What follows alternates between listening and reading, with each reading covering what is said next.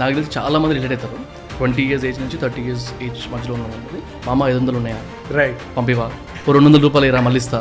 Right. Not able to plan their finances accordingly. 10-15 years ఇదే బిహేవియర్తో continue చేస్తారు. 15 years తర్వాత మీకే తెలియదు. మీకు పాడ్కాస్ట్ చూడలేకపోతున్న వాళ్ళ కోసం వెరీ క్యూరియస్ బైట్స్ అన్నింటిని తీసుకొచ్చి ఈ క్లిప్స్ ఛానల్లో వేస్తున్నాం. డూ సబ్స్క్రైబ్ రా టాక్స్ క్లిప్స్. నేను బిలో 30 years ఏజ్ ఉన్న వాళ్ళని చాలామంది చూసిన, అంటే 20 years ఏజ్ నుంచి 30 years ఏజ్ మధ్యలో ఉన్న వాళ్ళది. వాళ్ళ గ్రోత్ కూడా చూసుకుంటూ వస్తున్నా. గ్రోత్ అంటే పే స్కేల్ ఆస్పెక్ట్లో. రైట్. ఫస్ట్ నేను చూసినప్పుడు 20,000 ఉండొచ్చు శాలరీ, తర్వాత 25,000కి వెళ్ళొచ్చు, ఆ తర్వాత 30,000 కూడా వెళ్ళొచ్చు.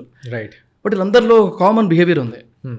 ఎవ్రీ మంత్ ఒక 20th దాటిన తర్వాత మామ 500 ఉన్నాయా, రైట్, పంపివా, మామ 1000 రూపాయలు ఉన్నాయా, ట్రాన్స్ఫర్ చేయవా, ఓ 200 రూపాయలు ఇరా మళ్ళీ ఇస్తా.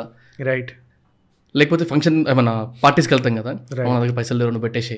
రైట్. అంటే if they are not able to plan their finances accordingly, నీ సాలరీస్ పెరుగుతున్నా కొద్దీ నువ్వు మార్చుకోలేకపోతున్నావు నీ స్పెండింగ్ కెపాసిటీని కానీ నీ సేవింగ్ ఎబిలిటీని కానీ, ఒక ఫండ్ నీ దగ్గర పెట్టుకోలేకపోతున్నావు అంటే వాట్స్ హ్యాపెనింగ్ అనేది నాకు అర్థం కాలేదు. ఈ బిహేవియరల్ ఇష్యూవా, ఫైనాన్షియల్ డిసిప్లిన్? అన్ఫార్చునేట్ థింగ్ ఏంటంటే people are not getting that kind of information is what I personally thought. I think ఇది కూడా ఒక concept of west, something called consumerism versus saving.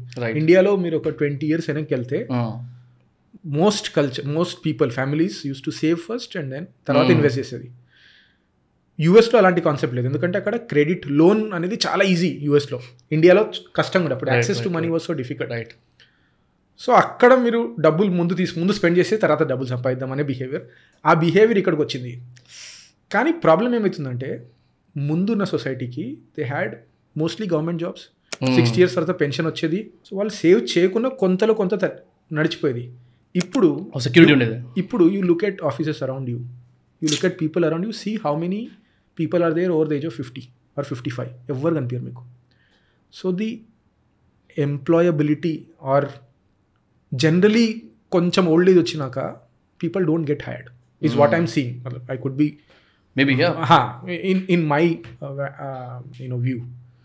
So మీరు ఎంత తొందరగా మీరు 50 years తర్వాత లైఫ్ని ప్లాన్ చేసుకోగలుగుతారో అంత ఈజీ అయిపోతుంది. లేకపోతే ఒక 10-15 years ఇదే బిహేవియర్తో కంటిన్యూ చేస్తాడు, ఇంకో 15 years తర్వాత మీకే తెలియదు. మీకు పిల్లలు ఉంటారు, ఇన్కమ్ సోర్స్ ఉండదు, పిల్లలు అర్న్ చేయడం ఇంకా స్టార్ట్ చేసి ఉండరు.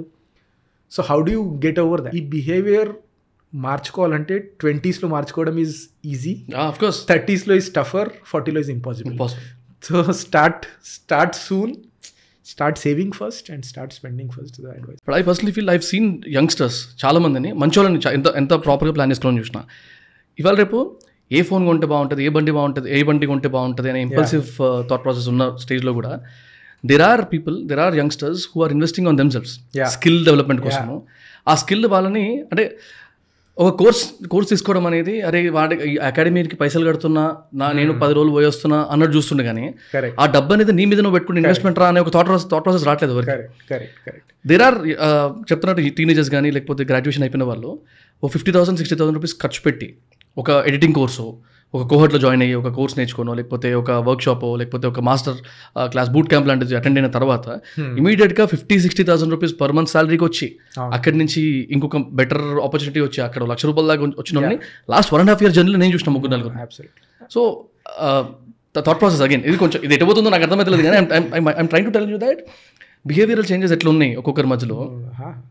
I think this is very true. Investing in yourself will have the highest ROI. Absolutely. Next highest is invest in your portfolio. Right. Third, the worst ROI is spending on yourself. Thank you for watching the clip. Full podcast చూడాలనుకుంటే కింద డిస్క్రిప్షన్లో link ఉంది, go watch it.